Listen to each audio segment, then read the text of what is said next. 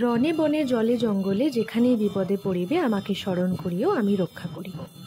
Good morning everyone, welcome to my channel. বাড়ির সবাই মিলে আজ ভোরবেলা বেরিয়ে পড়লাম গন্তব্য চাকলা ধাম। ভাই কিন্তু এই কদিনে দারুণ গাড়ি চালাতে শিখে গেছে, তাই ওর গাড়িতেই আমরা রওনা হলাম। মা আবার চশমা পরতে ভুলে গেছে, আর কি জামাই গেল চশমা আনতে। ফ্রন্ট সিটটা বেশ দখল করে নিয়েছে, তবে আজ আর আমি ঝগড়া করিনি। অনেক দিন ধরে যাবো করে আজ ফাইনালি যেতে পারলাম, প্রচণ্ড খুশি ছিলাম সেই কারণে। ওই যে বলে না, প্রভু না ডাকলে যাওয়া যায় না, সত্যি তাই। এর প্রমাণ আমি আগেও বারবার পেয়েছি। চাকলা যাওয়ার রাস্তাটা খুব সুন্দর। বাড়ির সবার সাথে জার্নিটা উপভোগ করতে করতে পৌঁছে গেলাম বাবার কাছে। ছোট থেকে মাসির জন্যই লোকনাথ বাবাকে আমি চিনেছি, আর সত্যি বলতে যে কোনো ঠাকুরের কাছে মাথা নত করলেই না মুখ দিয়ে সেই জয় বাবা লোকনাথই বেরিয়ে যায়, কেন জানি না।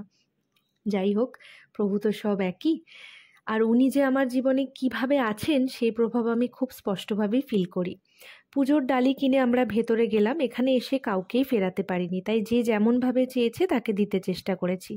মন্দিরে পা দিয়েই গায়ে কাঁটা দিয়ে উঠেছিল। মন্দির প্রাঙ্গণটাও খুব সুন্দর, স্নিগ্ধ।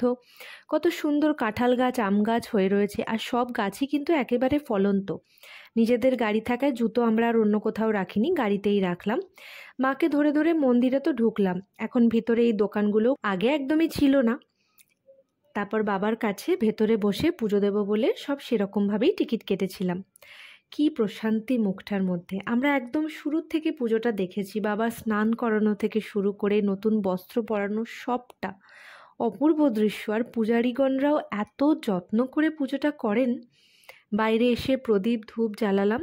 চাকলায় এই লোকনাথ বাবার মন্দিরে একবার ঢুকলেই না মনের সমস্ত কিছু অসহায়তা, দুঃখ, জ্বালা যেন নিমেষের মধ্যে কোথায় হারিয়ে যায় বুঝতেই পারি না। চাকলায় পুজো দিয়ে আমরা চলে গেলাম ওখান থেকে কচুয়া, একটু কাছেই, খুব একটা দূরে না। সেখানে বাবার আরতি দেখলাম, কি মনোমুগ্ধকর আরতি। এখানে একটা মেলা মতো বসেছিল, সেখান থেকেই পাখাটা কিনেছি। এটা আমার আগেও ছিল, তবে নষ্ট হয়ে গেছিল। কচুয়াতে বাবার মন্দিরটাও কিন্তু খুবই সুন্দর, খুবই স্নিগ্ধ যাকে বলা যেতে পারে। জামাই শাশুড়ির হাত ধরে ধরে সেই মন্দিরে তাকে নিয়ে গেল। যখন কচুয়া পৌঁছেছিলাম তখনও মন্দির খোলেনি, তবে আমরা একটু অপেক্ষা করলাম যে এসেছি যখন বাবার দর্শন না করে যাব না। তারপরে একটু খাওয়া দাওয়া করে বাড়ি ফেরার পালা। সারা রাস্তা মা তালশাঁস আর আম কিনবো বলে এমন বায়না করলো, সেই সব তাকে আবার কিনেও দিতে হলো।